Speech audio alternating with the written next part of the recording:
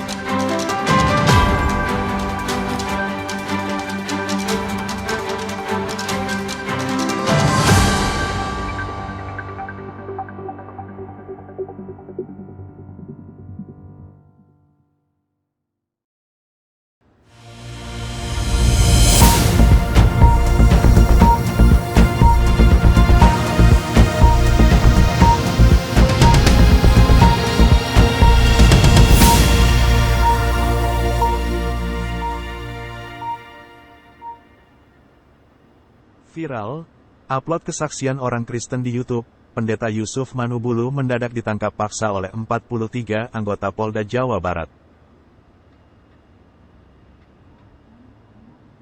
Seorang pendeta digeruduk dan ditangkap paksa secara mendadak oleh sebanyak 43 anggota kepolisian dari Polda Jawa Barat, pada Senin, tanggal 10 April tahun 2023. Diketahui, Pendeta Yusuf Manubulu dilaporkan oleh seseorang bernama Habadrul Munir, di Polda Jawa Barat pada tanggal 7 April tahun 2023, dengan nomor laporan LPB 175-4-2023, SPKTPOLDA Jawa Barat. Pendeta Yusuf Manubulu ditetapkan sebagai tersangka dalam dugaan tindak pidana sara dan berita bohong melalui sosial media YouTube. Pendeta Yusuf Manubulu yang menyiarkan kesaksian seorang jemaat Kristen, yang baru menjadi Kristen, bernama Ibu Yuli, di channel YouTube Yusuf Manubulu dengan judul, "Sekalipun Ayah bilang saya kafir, Ayah bilang saya anak durhaka, saya tetap ikut Tuhan Yesus," dituduh melakukan penyebaran hoaks. Pendeta Yusuf Manubulu yang sama sekali tidak mengetahui dirinya dilaporkan dan telah ditetapkan sebagai tersangka, kaget ketika sebanyak 43 anggota Polda Jawa Barat datang melakukan penangkapan paksa kepada dirinya pada Senin, tanggal 10 April tahun 2023. Di dalam surat perintah penangkapan yang ditandatangani oleh Direktur Reserse Kriminal Khusus Polda Jawa Barat, Kombes Pol Denny Oktavianto, SIK, MH, kepada Kombes Pol Riki Aries Setiawan, ST, MH, tertanggal tanggal 10 April tahun 2023, tercantum nama sebanyak 43 anggota polisi untuk menangkap Pendeta Yusuf Manubulu, serta melakukan penggeledahan badan atau pakaian tersangka. Dalam surat itu, Pendeta Yusuf Manubulu ditetapkan sebagai tersangka dengan nomor STEP 14 UVRES 25/2023 di Treskrimsus tanggal 10 April tahun 2023. Advokat Sandi Eben Ezer Situngkir, yang dihubungi oleh Pendeta Yusuf Manubulu untuk mendampingi, mengungkapkan, Pendeta Yusuf Manubulu tidak mengetahui sama sekali bahwa dirinya dilaporkan di Polda Jawa Barat. Juga tidak pernah mendapat pemanggilan pertama dan pemanggilan kedua. Laporan yang di Polda Jawa Barat tertera tanggal 7 April tahun 2023, dan pada Senin, tanggal 10 April tahun 2023 ditetapkan sebagai tersangka, dan langsung dilakukan penangkapan hari itu juga, tutur Sandi Eben Ezer Situngkir, kepada wartawan, Rabu, tanggal 12 April tahun 2023. Menurut Sandi Eben Ezer Situngkir yang merupakan inisiator dan juru bicara tim advokat penegak hukum dan keadilan, tampak, tata cara penetapan tersangka dan proses penangkapan terhadap Pendeta Yusuf Manubulu sangat janggal. Masa hari itu ditetapkan sebagai tersangka, dan hari itu langsung ada upaya penangkapan paksa dengan sebanyak 43 anggota polisi yang diperintahkan melakukan penangkapan kepada Pendeta Yusuf Manubulu, ujar Sandi Eben Ezer Situngkir. Dengan melihat proses dan cara-cara yang sangat tidak lazim kepada Pendeta Yusuf Manubulu itu, menurut Sandi Eben Ezer Situngkir, pimpinan Polda Jawa Barat dan Mabes Polri diminta segera menghentikan dan menyetop cara-cara yang sangat berlebihan itu. Masa seperti diperlakukan bagai menggeruduk teroris. Ini para oknum polisinya harus diproses dan ditindak tegas ini, pintanya. Sementara, Kepala Badan Reserse Kriminal Mabes Polri atau Kabareskrim, Komjen Pol Agus Andrianto, belum mengetahui informasi itu sebelumnya. Namun, Agus Andrianto menyarankan agar dilaporkan saja para oknum polisinya jika memang terjadi pelanggaran. Gugat saja, kalau ngawur dan tidak berdasar, jawab Kabareskrim, Komjen Pol Agus Andrianto. Berita penangkapan Pendeta Yusuf Manubulu sudah viral, tapi kebenarannya masih ditunggu.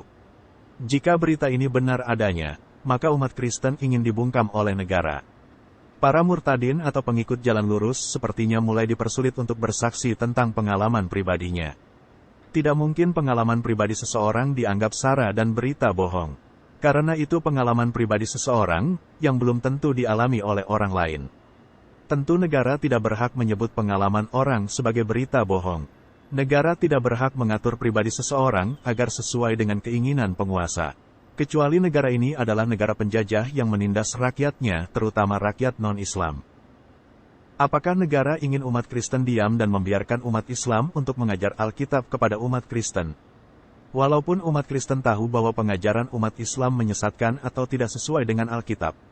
Apakah orang murtad dilarang bersaksi, karena ketakutan ulama-ulama Indonesia akan banyaknya pemurtatan? Bukankah umat Islam sangat yakin bahwa ajarannya paling benar? Tentu saja seharusnya umat Islam bisa melawan umat Kristen dengan argumen atau debat, dengan keyakinan yang paling benar itu. Mengapa umat Islam harus melawan kami dengan cara membungkam kami dengan ancaman, penjara, penindasan terhadap umat Kristen? Atau umat Islam tahu, tidak bisa melawan kami dengan argumen atau debat, karena makin terbongkar ajaran Islam yang ditutupi selama ini. Jika demikian, seharusnya umat Islam mulai berpikir dengan menggunakan akal, mengapa ajaran Islam tidak bisa dibela? Adakah yang salah dengan ajaran Islam? Apakah dengan menganiaya dan mengancam kami, maka Islam tidak kehilangan pengikutnya? Jangan pernah berpikir demikian, pengikut Islam berkurang karena kebenaran, bukan kami penyebabnya. Tidak ada gunanya kalian mengancam kami. Umat Islam harus belajar, bahwa kekristenan diawali dengan ancaman, aniaya, bahkan kematian. Semua murid Yesus sudah tahu hidup mereka terancam, tapi mereka tetap beritakan kebenaran. Dan penerusnya selalu bermunculan, dan akan selalu ada penerus yang beritakan kebenaran walaupun kalian mengancam kami. Sekalipun kalian menindas kami, semakin kuat kami bersatu menghadapi kesesatan. Channel Pendeta Yusuf Manubulu lebih fokus pada kesaksian. Tentu yang bersaksi akan menjelaskan siapa mereka dan pengalaman yang mereka alami. Tidak ada unsur penghinaan dan sara atau menyakiti umat Islam. Tapi mengapa umat Islam tetap sakit hati? Jika ada channel Kristen yang berkembang pesat dan terkenal, maka itu akan membuat ulama-ulama panik dan ketakutan. Dengan segala cara, ulama-ulama itu akan berusaha untuk mengancam, menindak, membungkam bahkan menutup channel itu. Jadi, apakah karena kita menghina umat Islam maka kita bisa diadili? Bukan itu saja, tanpa menghina pun kita bisa diadili. Dengan beritakan kabar baik, membuat umat Islam resah. Bisa kita buktikan, banyaknya intoleransi dilakukan umat Islam dengan penutupan gereja, pelarangan ibadah, bahkan melarang simbol-simbol kekristenan. Apakah kita sedang menghina umat Islam? Tidak, bukan. Jadi yang membuat kita bisa diadili bukan karena menghina dan menyinggung mereka, tapi karena ketakutan umat Islam akan kebenaran kabar baik dan nama Yesus Kristus. Memang ada yang tidak bisa umat Islam lakukan terhadap murtadin, karena negara masih menyisahkan orang-orang yang mencintai Pancasila sebagai dasar negara. Apakah itu? Mari simak apa kata Ustadz Abdul Somad. Bagaimana sikap kepada saudara yang murtad? La yahillu damu mri'in muslim illa bi ihda salas. Tidak halal darah orang muslim ditumpahkan kecuali dia melakukan 3. Siapa yang melakukan 3 maka boleh dipancung kepalanya, mati. Yang pertama, an-nafsu bin nafsi, pembunuh. Dalam Islam pembunuh tidak dihukum penjara, tapi hukum pancung. Yang kedua, as-sayyibuz zani, sudah menikah, punya istri, punya suami tapi berzina, maka juga dihukum mati, ditanam setengah badannya, dilempar batu pakai mati, sampai mati. Yang ketiga, at-tariku lidinihi al-mufariqu lil jamaah, orang yang murtad meninggalkan agama Islam, maka dianggap pengkhianat, maka dia dihukum mati, hukum pancung menurut hukum Islam. Tapi kita tidak pakai hukum itu, kita pakai hukum konvensional. apalagi liberal sekuler bebas.